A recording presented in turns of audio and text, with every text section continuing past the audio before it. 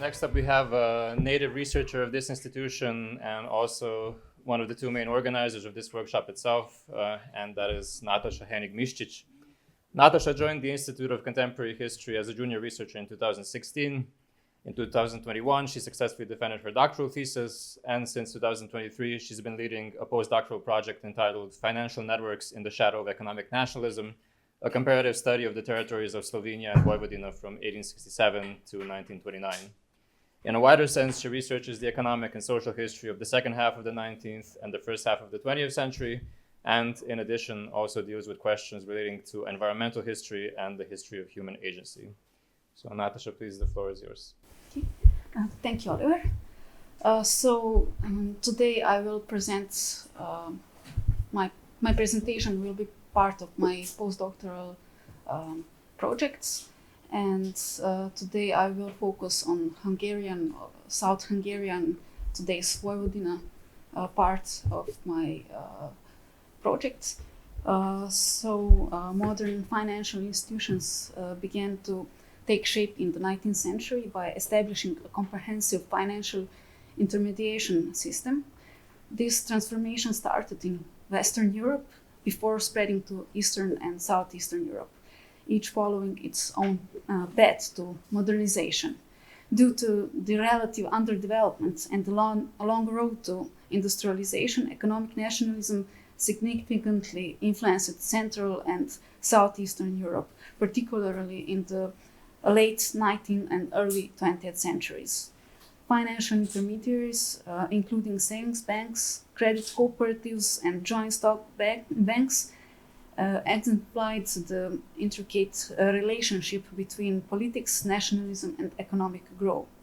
So in the early 2000s, Andras Pikl warned of the present phenomena and the overlaps between economics, politics, and culture. He recognized the existence of different nationalisms in different historical contexts and identified economic nationalism as one of them. While economic nationalism is often seen as a Western concept with ideological implications, it is also a real and powerful phenomenon that is part of a more extensive process and manifests itself in empirical forms that can be modeled within a broader theoretical framework. Pikl viewed economic nationalism as political action in specific historical context, rather than universal economic doctrine based on ideals. Another scientist, Helga Schulz, offered a new perspective on economic nationalism, especially in East Central Europe. She showed how the interests of certain social classes, elites, and their allies came together to advance certain forms of economic nationalism and strengthen their interest in economic advantages. Economic nationalism was an essential part of the due process of nation building in Central and Southeastern Europe. It became a long-term national culture in each country, representing an alternative path to modernization. It existed in these regions before World War I, below the state level, for example. This concept should be understood as integral to the attempt of collective self-assurance, the demand for economic national differentiation, not merely political, represented some geographical regions' demand for creating parallel cultural, political, and economic systems with apparent national population differences. However, making these parallel institutions was a lengthy process, and the nationalist movement leaders recognized the importance of it. Despite the economic integration took place rapidly in the second half of the 19th century, the political and social differences between the various nations of the Austro-Hungarian monarchy became increasingly apparent. Political and economic factors influenced the creation of a parallel system for various institutions. In many cases, the national level directly affected the function and the possibility of further development. This presentation explores how financial networks and institutions were established and involved in Bács-Bodrog County, southern region of the Hungarian part of the dual monarchy. So my study focuses on the socio-economic landscape and examines how nationalist ideologies shaped financial practices and institutions contributed to forming national identities and linked economic and political loyalties. At the start of the 20th century, foreign capital from Germany, France, and Britain flowed into southern Hungary, prompting Budapest's largest banks to respond for both economic and prestige reasons.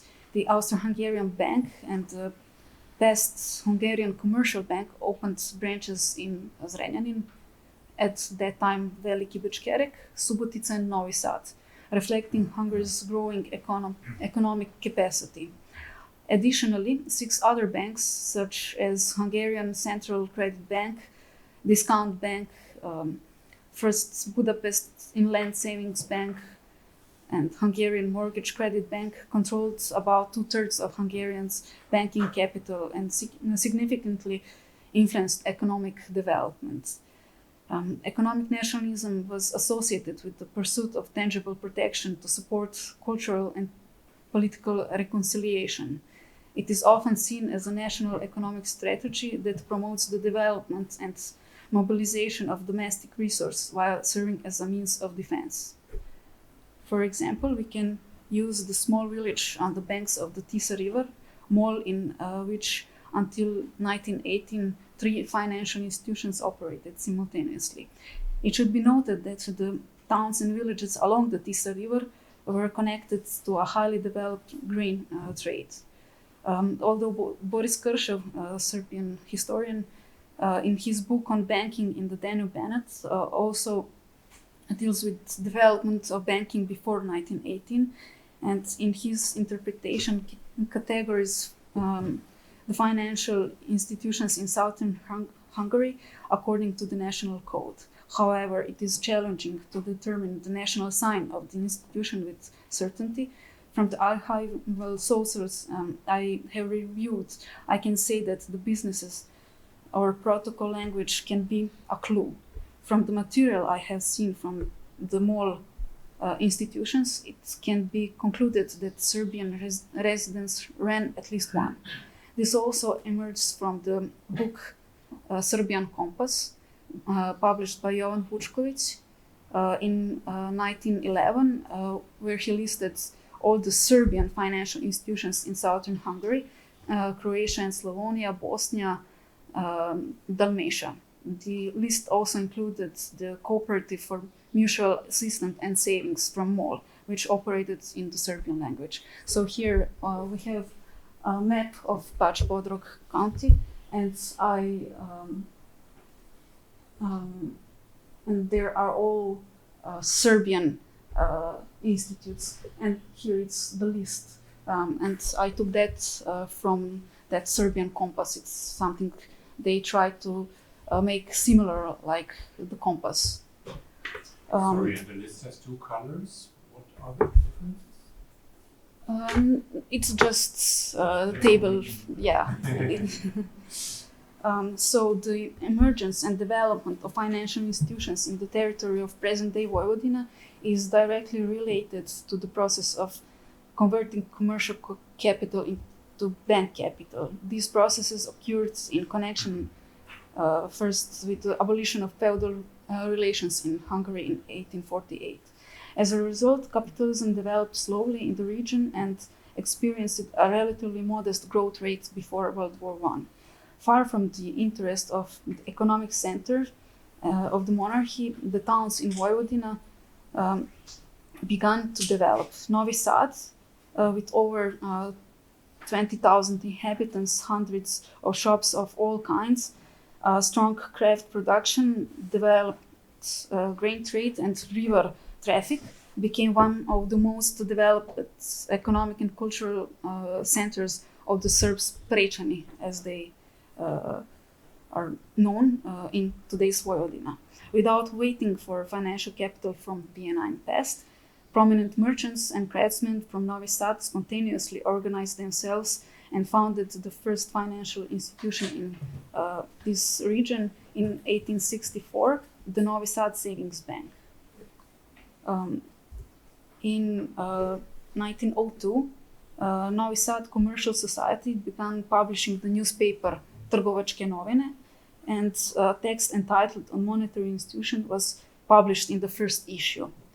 The text provided an opinion on the financial network that had been formed by the Serbs Prečani up to that point. While Serbs currently has a relatively large number of monetary institutions, we are still in the early stages of developing this sector of our national effort, particularly in terms of internal initiatives. We are still far from establishing institutions designed for specific economic objectives. We have yet to create organizations to bolster the Serbian industry or other key sectors of our economy.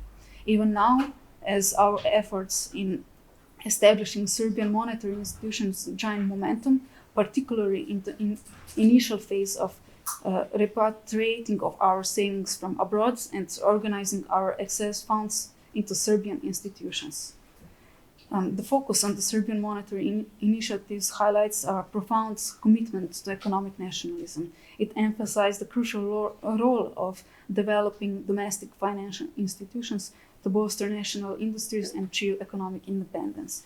Although these efforts remain in their initial phases, their primary goal is to enhance economic sovereignty through the repatriation of foreign savings. This approach reflects a sharp ambition to prioritize economic interests and establish financial sovereignty as a key foundation of national identity and progress. Various topics were discussed in this newspaper, and slogans such as "each to their own" were not uncommon. In 1907, a brochure was published containing a collection of various quotations, including this one showing on a slide. This quotation embodies the core principles of economic nationalism as described in the historical context. It emphasized self-reliance and the importance of building internal resources and support systems, reflecting the idea that proper help and strength come from the national community. The declaration also underscores the rejection of external dependence. It is consistent with the broader goal of creating parallel institutions and financial systems that strengthen a unified national identity, promote industrialization, and serve as a form of economic defense.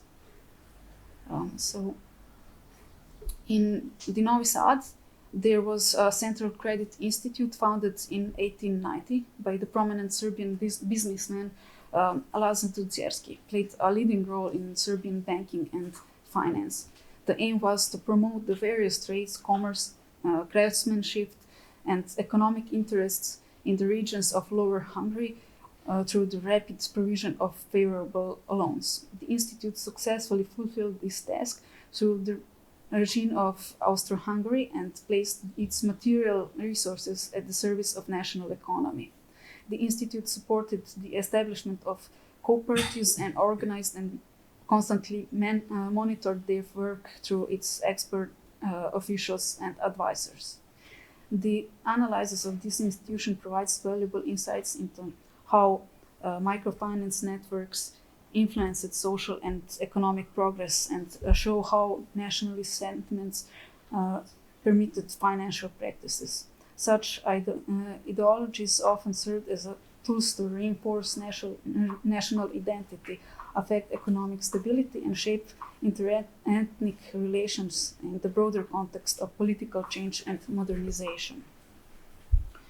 To summarize, the development of financial institutions in Bács-Bodrog County exemplifies how economic nationalism served as an important instrument for nation building and economic sovereignty. By building parallel financial systems rooted in national identity, local entrepreneurs and communities sought to promote economic independence, resilience, and cultural integrity. Thank you.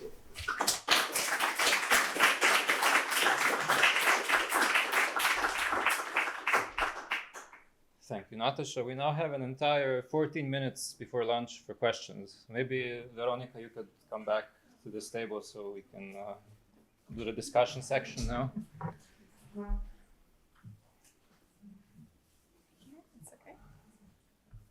Please. Maybe one question to Nataša. I mean, I think it's a very interesting element, this nationalism in the banking system.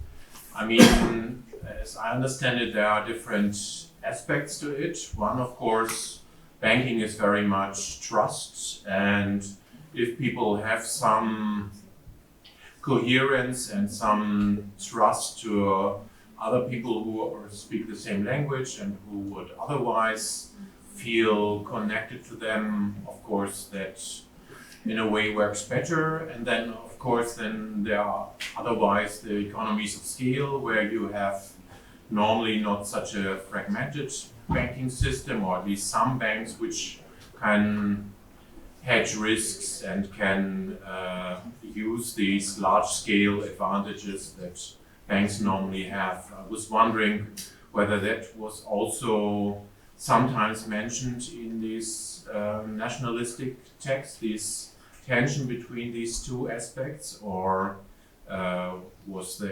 did they concentrate only on the national political side? In sources that I looked and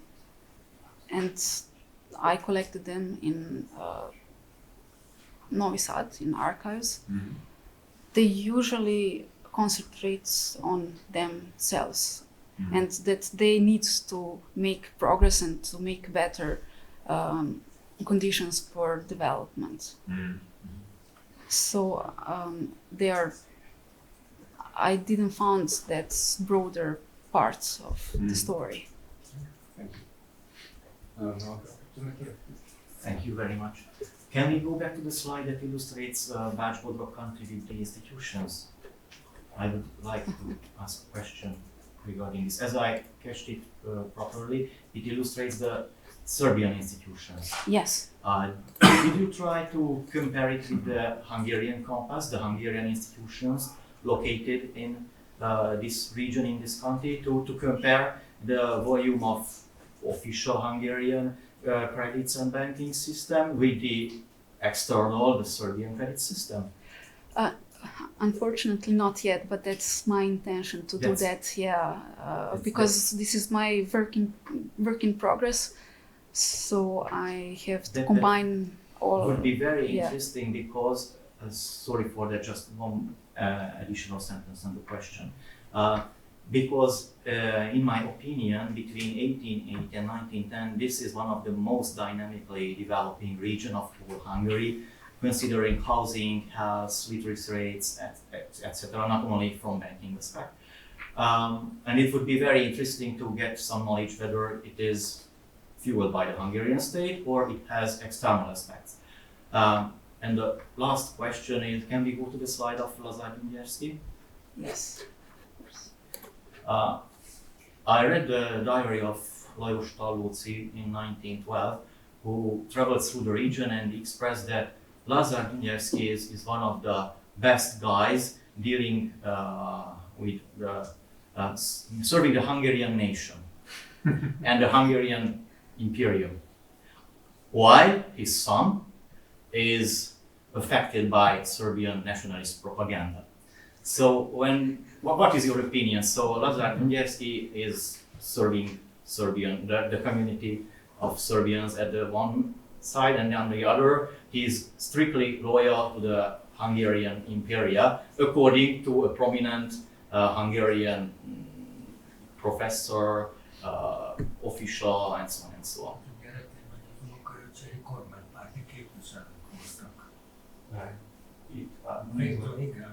Yes, and even his sons and relatives were sitting in the Hungarian parliament, not as opponents, not in the opposition, but serving the Tisza government. So how can you compare these two different strategies between generations or strategy of a clan, or how can fit serving the interests of local Serbian communities and at the same time promoting the interests of the Hungarian government? Yes. I'm not sure that I can answer your question, but For example, if we look at the Slovenian history, they also were loyal to the monarchy, and they came into Yugoslavia after that, and only in the late 1980s that happened. I think maybe this is the similar case because he was the citizen of the monarchy, and that's why he was loyal to the monarchy, but also he was the most rich Serbian entrepreneur and merchant in that time. Gábor Egri calls this phenomenon as self-colonization, when someone's getting higher into the rank of the Hungarian ladder of ranks, at the same time promoting his own local community. Can it be fit to this perspective of Gábor Egri's model? I'm not sure, but I think, yeah. Okay, thank you. Yes. Well, on that note, it's actually an interesting aspect because, okay, Dunjski died in 1917, but then one of his sons was one of the few people in Vojvodina in the early Yugoslav period who was also hit with a sequester, even though he nominally is a Serb, obviously. So he was also perceived kind of as nationally questionable in this regard, even though he was a very important local figure, I believe. But I'm not sure which of his sons was that, if there were several. George. Well, there we go. Anyway, Stefan wanted to ask something. Yeah, thank you both. I have a question for each one of you. So first, Nataša, would you be able to look into that source, Serbian Lloyd or some other one, to then compare the size of these Serbian monetary institutions, perhaps in terms of their balance sheets, or for these cooperatives, the number of members or something along those lines? And also then I think it would be interesting to kind of building on what Gábor was mentioning, compare them with other financial institutions in Hungary. So that's the first question. And before I forget, so the other question I had was, I think it was super interesting to hear about this political economy and how it affected the different boards, the Hungarian and the Croatian ones. And that it led to this falling in the shipping rates. Insane, right? But I'm wondering, were you able to come across any information on actually transport volumes? In the sense, I'm interested whether these subsidies that were provided to the port of Seine actually had effect, and was that port able to grow its transport business in the following years? Okay. Thank you, Stefan. Yeah, I think at least for that year, because Serbian Compass issued, I think, 2 years, for 1909 and 1911. So maybe for that years I can do that. I can, because in Compass they're all members, board members, and I think at least the most important numbers. So I can do that. I think so. Yeah. Thank you. Can I answer now? Okay, so thank you for your question. Actually, Seine didn't get any state support for its commerce, but if we talk about FUMA, of course there are statistics about transport volumes, which I can't tell like this, but I just tell 2 things that can be interesting. So actually, FUMA, which was literally a tiny fishing town before, at the end of the era, it's the 10th busiest port in Europe, which is kind of spectacular. As far as the sums spent on infrastructure are concerned, it is really unimaginable amount of money for Hungary. But according to economic historians who deal with this, they say that so the railway line was finished in 1873. And from the 1890s, the port gave profit. So it means that in relatively short time, it was beneficial to do all these investments. So yeah, really, it was a spectacular way of growing. Please. Great. Question to Nataša. Thanks so much. I wanted to press you a little bit on what about the historiographical intervention that you're making, especially in a comparative context. So if you compare what we find for your region with, say, other regions that we know about in Central and Eastern Europe, in Bohemia, or say Prussian Poland, then what is kind of the additional insight that you provide? So what is different in your region that we find that we do not find in the others? Thank you.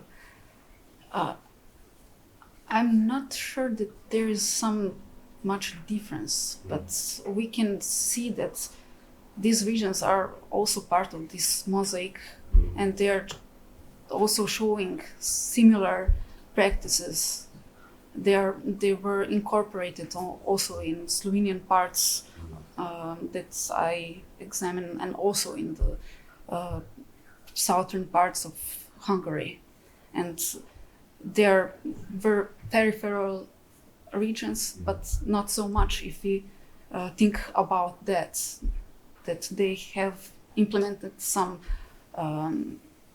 practices, and they were influenced by other parts, from people from other parts of the monarchy or the central or eastern parts of Europe.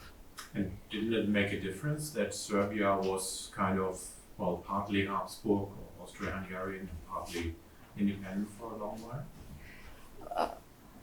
I think the Serbia is totally different until the end of the First World War. It wasn't part of that Central Europe, I think, thinking, and they didn't have the same or similar institutions like in the realm of Habsburg monarchy. They have also cooperatives, but in different way.